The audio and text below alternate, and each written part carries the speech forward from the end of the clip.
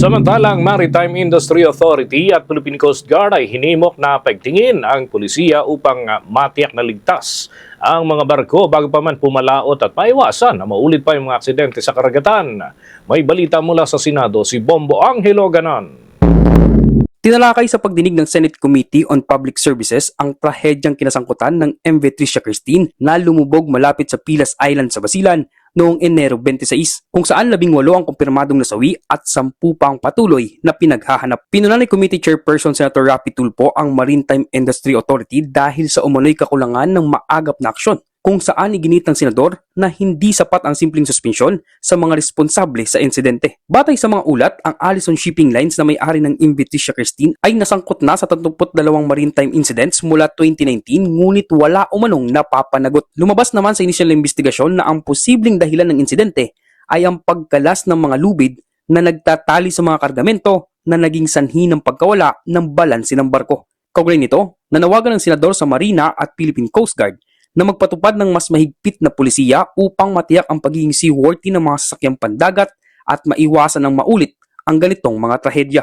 Binanggit din ng senador ang resulta ng mga random port inspection na naglalantad ng kakulangan sa mga pamantayan sa kaligtasan tulad ng life vest, x-ray machines, K9 units at body-worn cameras. 16 passengers and 18 dead and 24 missing so far. Nasakay nitong MV Tricia Christine na pag-ari ng Allison Shipping Lines. This is really unacceptable. Dapat meron talaga managot dito. Kulang po yung suspension. Kung pwede, dapat may makulong. Ang pinagtataka ko po, nabasa ko po sa mga reports, na itong Allison Shipping, involved na pala ito sa 32 maritime incidents. 32 since 2019.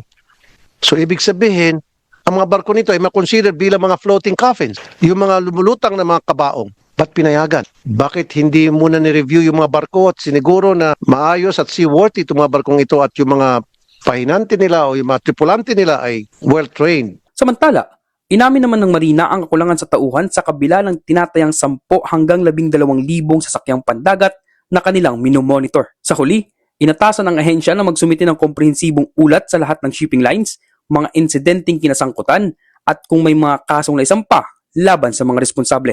At yan ang ulat mula dito sa Senado. Ako si Bombo Angelo Ganon and this is Bombo Radio Philippines, the #1 and most trusted source of news and information. Basta Radio, Bombo! For the most trusted source of news and information, visit our website at www.bomboradio.com. Follow us on Bombo Radio mobile app, Facebook, YouTube, TikTok and X, formerly Twitter.